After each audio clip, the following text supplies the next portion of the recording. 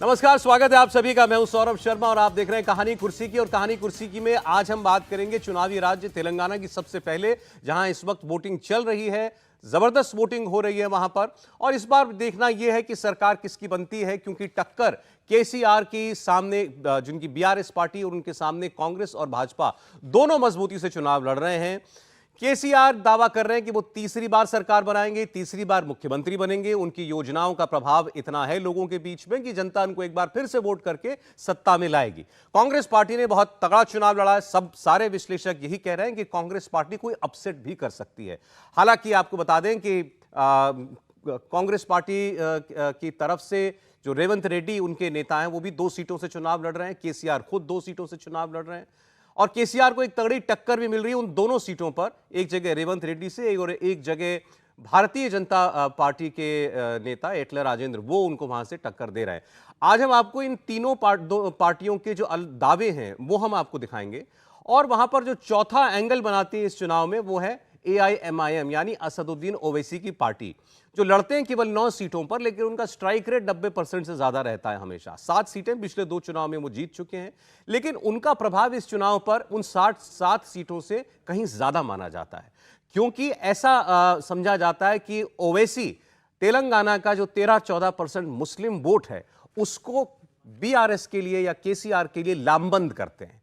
लेकिन क्या इस चुनाव में वो ये कर पाए हैं? और अगर वो ऐसा करने में नाकामयाब हुए तो इसका मतलब यह कि ये बड़ा वोट प्रतिशत जो है, बड़ा वोट बैंक मुसलमानों का, वो कांग्रेस पार्टी को जाएगा। और अगर कांग्रेस पार्टी को ये वोट मिल रहा है कर्नाटका की तरीके से, साथ ही ग्रामीण इलाकों में अगर कांग्रेस पार्टी अच्छा परफॉर्म कर रही है, तो बहुत मुमकिन है कि तीसरी बार सत्ता में आने का केसीआर का जो ख्वाब है, उसको कांग्रेस पार्टी चकनाचूर कर सकती है। हालांकि इस पर अभी कुछ बहुत ज्यादा नहीं कहा जा सकता, क्योंकि वोटिंग वहां अभी चल रही है। आज शाम को 5 बजे से इंडिया टीवी पर आप एग्जिट पोल भी देखेंगे। तब तक तेलंगाना की वोटिंग भी लगभग खत्म होने को होगी और हमारे पास डेटा तेलंगाना का भी आ चुका होगा, उसकी हम बात करेंगे। लेकिन तेलंगाना में पहले आप देखिए, ओवैसी वोट डालने के लिए पहुंचे। इनके अलावा आलू राजू, जो सुपरस्टार हैं पुष्पा फिल्म के, वो भी आज वोट करने के लिए पहुंचे हैं। मोहम्मद अजहरुद्दीन, जाने माने क्रिकेटर, कांग्रेस पार्टी के लिए चुनाव लड़ रहे हैं, वो मतदान करने के लिए पहुंचे हैं। बड़े बड़े सुपरस्टार्स पहुंचे हैं। आप देखिए अल्लू अर्जुन की ये तस्वीर जो है, जब वो वोटिंग के लिए पहुंचे, और सुबह सुबह ही आज लगभग 8 बजे के करीब वो वोट करने के लिए पहुंच गए थे। ऐसे जूनियर NTR, चिरंजीवी, तमाम लोग आज वोटिंग के लिए पहुंचे हैं सुबह सुबह। ये देखिए आप, चिरंजीवी, मेगा स्टार चिरंजीवी, और पॉलिटिक्स में भी रहे, केंद्रीय मंत्री रहे हैं, वो वोट डालने के लिए पहुंचे हैं। अच्छी तस्वीर देखने को मिली। और ये हैं MM किरमानी, इन्होंने भी वोट किया है आज सुबह। नाटू नाटू फेम वाले MM किरमानी, ऑस्कर जिन्होंने जिताया। तो तेलुगु फिल्म इंडस्ट्री के सारे सुपरस्टार्स, तेलुगु पॉलिटिक्स के सारे दमदार नेता वोट आज सुबह ही अपना कर चुके हैं। ये एक अच्छी तस्वीर है और जो भी ट्रेंड अभी तक वोटिंग का है, वो बता रहा है कि वोटिंग अच्छी चलने वाली है। हमारे मेहमान कहानी कुर्सी की में हर्षवर्धन त्रिपाठी जी, समीर चौगांवकर साहब हमारे साथ हैं, राहुल महाजन जी हमारे साथ हैं। आप तीनों का बहुत स्वागत है। तो पहले बात हम तेलंगाना पर करें। मैं आपको 3 बयान सुनाने जा रहा हूं। भारतीय जनता पार्टी से जी किशन रेड्डी, जो बीजेपी के अध्यक्ष भी हैं तेलंगाना के। रेवंत रेड्डी, जो अगर कांग्रेस पार्टी जीती तो मुख्यमंत्री उम्मीदवारों में से सबसे प्रबल चेहरा हैं। और तीसरे असदुद्दीन ओवैसी। तो पहले आप रेवंत रेड्डी और जी किशन रेड्डी के दावे सुनिए, फिर हम बात करेंगे ओवैसी साहब की मुस्लिम पॉलिटिक्स की। भारत के प्रजातंत्र में जो वोट डालने का अधिकार, वो महत्वपूर्ण जो वेपन है, इसको पूरे लोग उपयोग करना चाहिए। डॉक्टर बाबा साहब अम्बेडकर ने आपको सबको ये अधिकार दिया गया, इस अधिकार को पूरा उपयोग करना चाहिए। इस अधिकार को उपयोग ना करते हुए, पोलिंग बूथ में जाकर समय देकर वोट ना डालते हुए, किसको भी क्रिटिसाइज करने का कोई व्यक्ति को भी अधिकार नहीं है। इसलिए मैं सभी जनता से, भाई बहनों से अनुरोध करना चाहता हूं, आप घर से बाहर निकलकर पहला वोट डालना अपना फ़र्ज़ है, अपना रेस्पॉन्सिबिलिटी है, ज़रूरी भी है। इसलिए सभी लोग वोट डालने के लिए बाहर आइए। आज इस देश में और तेलंगाना सरकार में अच्छे व्यक्ति को अच्छे सरकार को लाने का जिम्मेदारी आप सब लोगों के ऊपर है। आज मौका है तेलंगाना में कैसा सरकार चाहते हैं, कैसा व्यक्ति आपका एमएलए रहना चाहिए, आप तय करना चाहिए। बहुत जगह कोई भी पार्टी हो और पैसे से, लिकर से, शराब से लोगों को देकर वोट लेना चाहते हैं, मगर मैं सबसे अनुरोध करना चाहता हूँ, उसको ठोकर करो, इसको ठोकर मारो, पैसे को, लिकर को। आपका मन में क्या चाहिए, आपको मन क्या चाहते हैं, व्यक्ति कैसा है, पार्टी कैसा है, ये देख के वोट डालना। लिकर से, शराब से, पैसे से वोट कभी नहीं डालना। भगवान आपको यह अधिकार दिया है। आपका तो मैं आप 2/3 मेजॉरिटी से कांग्रेस पार्टी सरकार बनेगी। भारत जोड़ो यात्रा के बाद तेलंगाना में बहुत सारे बदलाव आए। अभी जैसा यहाँ के party BRS, BJP and MIM मिलकर कांग्रेस पार्टी को हराने के लिए कोशिश कर रहे। आज भी जो ड्रामा चल रहा है, मेरे ख्याल से नागार्जुन सागर में जो हो रहा है, CEO has to take care of all those things. Why? Because now the government is working under CEO. He has to take care. So यहाँ पर अगर रिजॉल्व नहीं हुए तो दिसंबर 9 को हमारी सरकार बनेगा। हम अजरुद्दीन अभी वोट डालकर आए हैं, आपसे जानना चाहेंगे वोट कितना इम्पोर्टेंट और कैसा फीलिंग देता है आप? देखिए, वोटिंग तो एक इंसान की राइट है और वोटिंग करना ज़रूरी है। अगर आप वोट नहीं करेंगे तो फिर आपको कोई हक़ नहीं है कि किसी से क्वेश्चन कर सकते हैं या किसी के बारे में पूछ सकते हैं। तो मैं यही लोगों से हर बार कहता हूँ कि अगर आप यहाँ पे भी है, वोट करना ज़रूरी है, बहुत इंपॉर्टेंट है। क्योंकि आप वोट करेंगे तो एक गवर्नमेंट बनेगी, गवर्नमेंट चुनेंगे तो आप आदमी जो सही जगह पे वोट करेंगे तो मैं समझता हूँ सही रिजल्ट आएंगे। इस बार आप भी यहाँ से चुनाव लड़ रहे हैं, कैसा चल रहा है आपके कॉन्स्टिट्यूएंसी में? कहीं पे कोई अभी तक तो अल्हम्दुलिल्लाह कोई वो नहीं है, बट इंशाल्लाह आगे चल के भी देखते हैं। यहाँ का एक रिवाज है, ये देखा गया जब यूनाइटेड आंध्रा भी था तो कोई भी चीफ मिनिस्टर 2 टर्म से ज़्यादा यहाँ पर रिपीट नहीं कर पाया। क्या आपको लगता है इस बार वो रिवाज बदल जाएगा? अगर बदल जाएगा तो क्यों? देखिए, ये सवाल का जवाब तो आज तेलंगाना की जनता तय करेगी। पिछले 10 साल में जो प्रोग्रेस हुआ है, प्रॉस्पेरिटी हुई है, अमन जो यहाँ पर रहा है, कोई गड़बड़ कोई नहीं कर सका, और अभी स्टेट में एक कंटिन्यूएशन की ज़रूरत है, उन्हीं चीज़ों को लेकर आगे बढ़ना है। तो मुझे लगता है कि वो जो नहीं हुआ, जो 2 मरतबा बाद नहीं, वो होगा, तीसरे मरतबा भी होगा। इस इलेक्शंस के बाद 2024 ऑब्वियसली फोकस। एक आखिरी सवाल सर, कांग्रेस सर ये कह रही है कि बहुत ज़्यादा टफ इस बार आपको भी देने वाले हैं। वो कह रहे हैं कि असदुद्दीन ओवैसी को भी इस बात का ख्याल रखना पड़ेगा कि अब कांग्रेस जो है एक फोर्स टू रेकन विथ है तेलंगाना। बिल्कुल, हम तो बोल चुके हैं कि भैया आपके जो 50 साल के ऊपर के नेता हैं, जो अकेले हैं, उनको ही ला लीजिए हैदराबाद। क्यों आप कर रहे हैं, इतना तकलीफ क्यों उठा रहे हैं? आ जाइए, जमहूरियत है, आमने सामने जमहूरी तरीके से मुकाबला होगा, देख लेंगे क्या होगा आप, इंशाल्लाह। तो बिना नाम लिए असदुद्दीन ओवैसी जो है वो चुनौती दे रहे हैं राहुल गांधी को। जब उन्होंने कहा ना 50 साल से ज़्यादा उम्र के नेता और यहीं से आकर चुनाव लड़ रहे हैं, वो ये बार बार ये चैलेंज थ्रो करते हैं कि आ जाइए हैदराबाद में चुनाव लड़िए। बीजेपी का कोई नेता बोलता है तब भी वो ये कहते हैं आइए हैदराबाद में चुनाव लड़ लीजिए, क्योंकि हैदराबाद ही उनका जो है एक गढ़ है, उसके बाहर उनका कोई बहुत ज्यादा प्रभाव है। लेकिन बड़ी मुश्किल तो है, क्या कहें राहुल गांधी कि आइए अमेठी चुनाव लड़ लीजिए। मतलब चलिए उनका गढ़ है तो राहुल जी का तो संकट बड़ा है ना, वो कहाँ कह दें कि आइए यहीं लड़ लीजिए। अब तो वायनाड वो कॉन्फिडेंटली कहते हैं, जो वायनाड कह सकते हैं। वायनाड उनको बहुत पसंद आता है, वो कहते हैं जब भी जाते हैं कहते हैं मैं अपने परिवार के पास आया हूँ। अच्छी बात है, उनकी कॉन्स्टिट्यूंसी ऐसा होना भी चाहिए। बहरहाल अब जो तेलंगाना की लड़ाई जो इस वक्त चल रही है, जैसा अभी आपने सुना हमारे सहयोगी टी राघवन ने जो सवाल पूछा कि 2 बार से ज्यादा कोई चीफ मिनिस्टर यूनाइटेड आंध्रा जब भी रहा, कोई रिपीट नहीं कर पाया तीसरी बार अपनी सरकार को। क्या तेलंगाना में इस बार ऐसा होने जा रहा है? तमाम विश्लेषक ये कह रहे हैं कांग्रेस पार्टी ने बहुत अच्छा चुनाव लड़ा है। अब आज तो खैर मतदान है, सब कुछ शाम तक लॉक हो जाएगा, लेकिन किसी अपसेट की कोई गुंजाइश आपको लगती है केसीआर के लिए? नहीं, चूंकि जहां पर चुनाव तेलंगाना का दिख रहा है वो सबको भ्रमित कर गया। एक समय में वहां बहुत स्पष्ट दिख रहा था कि केसीआर के सामने अगर कोई चैलेंजर बन रहा है तो वो भारतीय जनता पार्टी बन रही है, और वो बड़ा साफ था। विधानसभा में वो 6-7% वोट पाते हैं, लोकसभा आते आते 20% पहुंच जाते हैं। जीएचएमसी का इलेक्शन होता है तो फिर से 20% के आसपास हो रहते हैं। ठीक है, कम सीटें थी, लेकिन दूसरी सबसे बड़ी पार्टी बन जाते हैं। एक तरह से लगा कि मोमेंटम क्रिएट हो गया, और उस वक्त भी योगी जी गए थे, भाग्यनगर करेंगे, भाग्य लक्ष्मी देवी की पूजा की थी। लेकिन फिर जाने क्या हुआ, और कई बार लोग कहते हैं कि जो टीआरएस से नेता आए उन सब ने मोमेंटम कितना बनाया वो आगे तय होगा, लेकिन बिगाड़ा कुछ ऐसा वहां के लोग मानते हैं।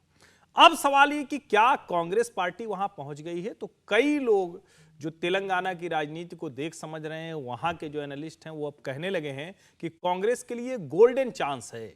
हालांकि चुनाव जीत जाएगी अभी भी लोगों को भरोसा नहीं है, क्योंकि उसके पीछे बड़ी साफ सी वजह है। एक तो ये कि चाहे कोई कुछ कहे, हम लोग चुनावों के समय इसकी बात बहुत कम करते हैं, लेकिन जो ओवैसी ने कहा, सचमुच प्रॉस्पेरिटी तेलंगाना में बहुत जबरदस्त रही है।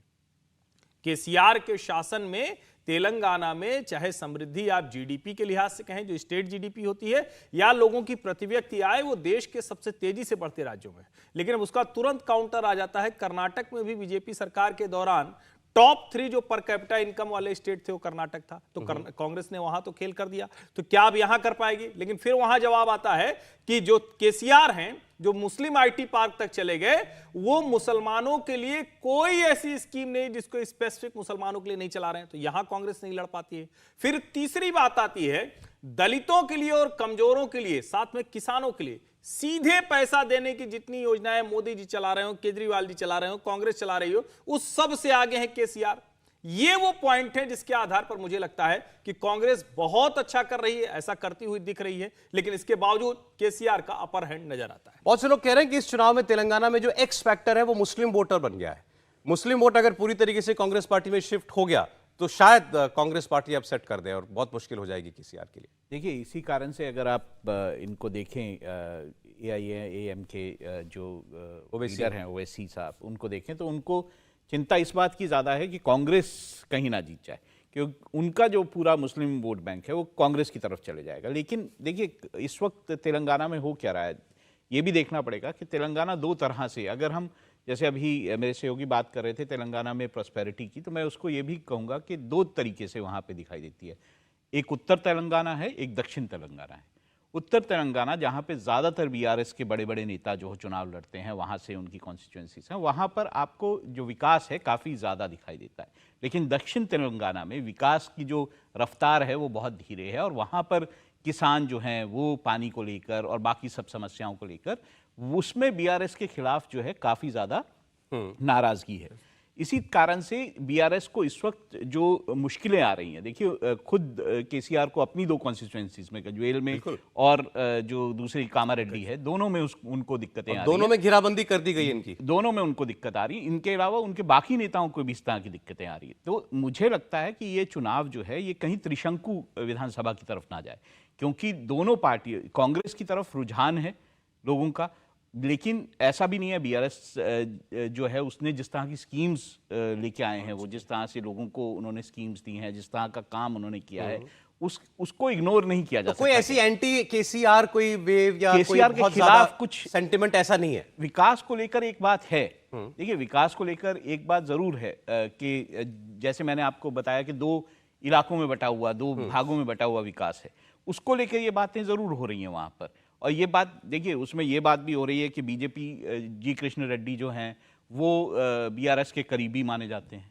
ग्राउंड पे, तो वो कहते हैं कि उसकी तरफ सॉफ्ट हैं, तो वो बात भी हो रही है वहाँ पर। जैसे आपने मुस्लिम वोटों की बात की, मुस्लिम वोटों को रिझाने के लिए ना केवल BRS बल्कि कांग्रेस भी लगातार कोशिश कर रही है, और ओवैसी साहब तो कोशिश कर ही रहे हैं। तो ऐसे में ये जो सारे समीकरण हैं ये इस ओर इशारा भी करते हैं कि कहीं ये त्रिशंकु विधानसभा। आपका गट फील ये कि उस ओर शायद चुनाव बढ़ रहा है, ठीक है। अरे अब इसका जो तेलंगाना चुनाव का जो दूरगामी प्रभाव है वो आप देखिए लोकसभा चुनाव तक।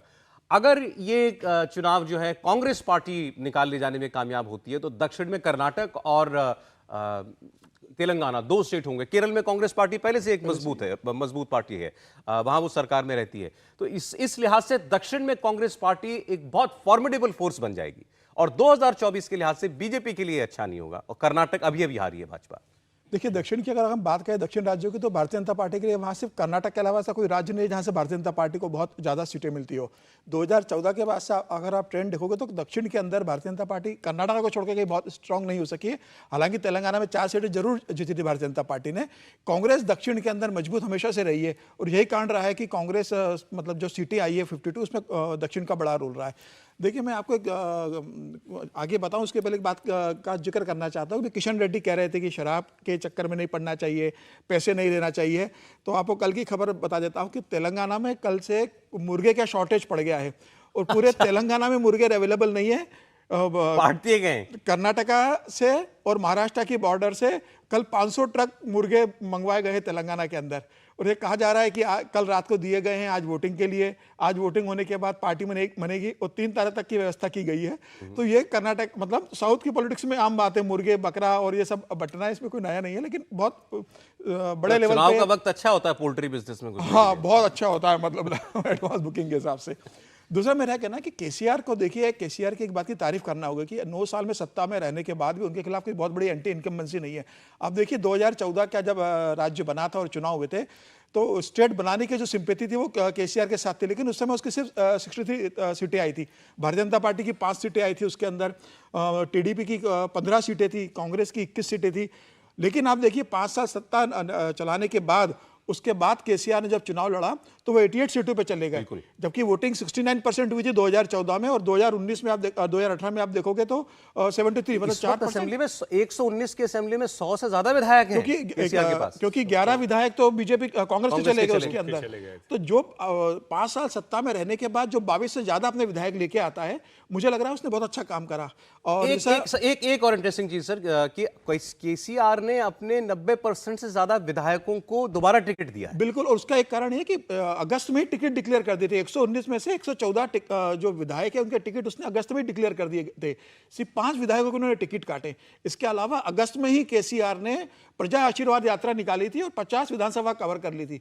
इसके अलावा जो सबसे महत्वपूर्ण काम किया, उन्होंने पिछले 6 महीने के अंदर हर विधानसभा के अंदर मंत्रियों को बिठाया और वहां स्थानीय लेवल के जो छोटे छोटे काम थे वो ऑन द स्पॉट निपटाएगी। किसी को पैसा नहीं मिला हो, किसी की घर की एनओसी की समस्या है, किसी की दूसरी समस्या है, तो ऑन द स्पॉट उन्होंने निपटाया। मुझे ऐसा लग रहा है कि केसीआर ने जमीनी स्तर पर बहुत बढ़िया काम किया, उसके खिलाफ एंटी इनकम्बेंसी नहीं है। और केसीआर इस बात को जानते थे कि 2019 का जो परिणाम आया था भारतीय जनता पार्टी के फेवर में 4 सीटें चली गई थी लोकसभा की, और जिस हिसाब से भारतीय जनता पार्टी का प्रदर्शन था, उन्हें मालूम था कि आने वाले समय में उन्हें चुनौती फेस करना पड़ेगी। लेकिन मुझे लगता है कि केसीआर बहुत मजबूत स्थिति में इस समय। भारतीय जनता पार्टी ने भी वहाँ जमीनी स्तर पर बहुत काम किया है। और भारतीय जनता पार्टी का जो फोकस है, 2018 में भारतीय जनता पार्टी 8 सीटों के ऊपर सेकंड नंबर पे रही थी, 1 सीट जीती थी। तो भारतीय जनता पार्टी ने 8 सीटों के ऊपर बहुत फोकस किया जहां दूसरे नंबर पे रही थी। और 2019 के अंदर जिन 31 सीटों में वो सेकंड रही थी, लीड लिया था लोकसभा चुनाव में, उन सीटों पे फोकस किया हुआ है। तो मुझे ऐसा लगा कि केसीआर को सबसे बड़ी चुनौती इस समय मुस्लिम वोट बैंक से मिल रही है। मुस्लिम के अलावा दलित और आदिवासी भी केसीआर से इस बार खसक रहा है, क्योंकि प्रधानमंत्री मोदी ने जो मडिगा के लिए घोषणा की वहां के सबसे बड़े दलित समुदाय को कि आपके लिए मैं स्पेशल रिजर्वेशन की प्रोविजन करने वाला हूं, उनको और माला कम्युनिटी, ये तेलंगाना की 2 बड़ी दलित कम्युनिटी है। 10 साल सरकार रहने के बाद फिर चुनाव में जाना तो अपने आप एक चुनौती होती है, केसीआर के सामने वो चुनौती है।